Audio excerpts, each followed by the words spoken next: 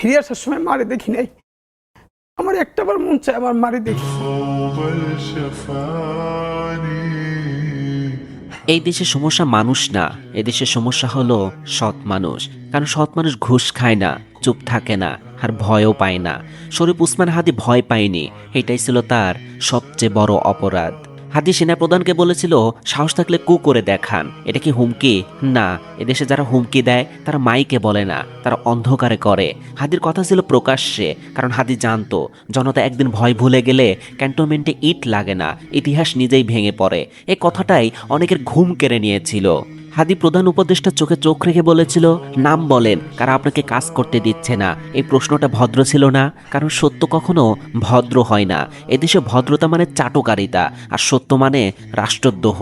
Interim সরকারের উপদেষ্টাদের উদ্দেশ্যে যা বলেছিলেন হাদি, সেটা কেউ বানায়নি। রিক্সাওয়ালাও জানে আপনারা জুলাই বেঁচে দিয়েছেন, এক পা বিদেশে আর এক পা ক্ষমতার টেবিলে। এই কথাগুলো কেউ লিখে দেয়নি, এই কথাগুলো উঠে এসেছে শহীদদের লাশ থেকে। হাদি বিএনপিকে বলেছিলেন, শহীদ জিয়ার দলকে ভারতের দাস বানাতে দেব না।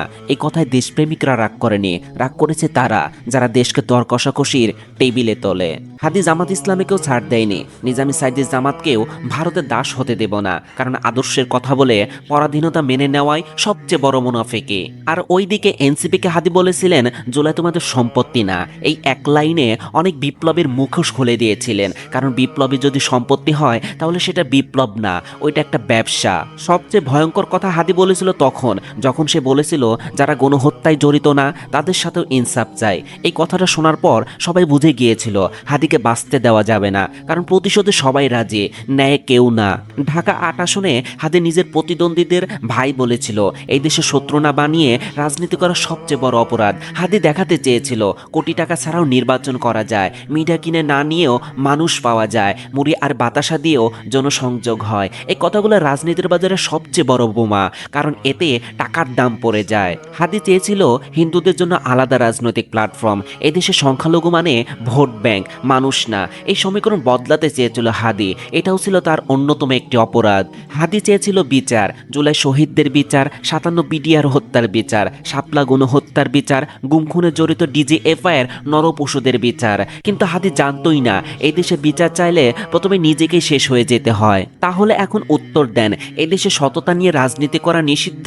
ইনসাফের কথা বললেই কি মৃত্যু অনিবার্য? জনগণের পক্ষে দাঁড়ালেই কি গুলি বরাদ্দ? যদি হাদির স্বপ্ন অপরাধ হয় তাহলে এই রাষ্ট্র নিজেই অপরাধী। আর যদি হাদির কথা সত্য হয় তাহলে মনে রাখবেন, হাদি মরেনি, হাদি আজও প্রশ্ন হয়ে এ জাতির বুকের ভিতর আগুন জ্বালিয়ে যাচ্ছে।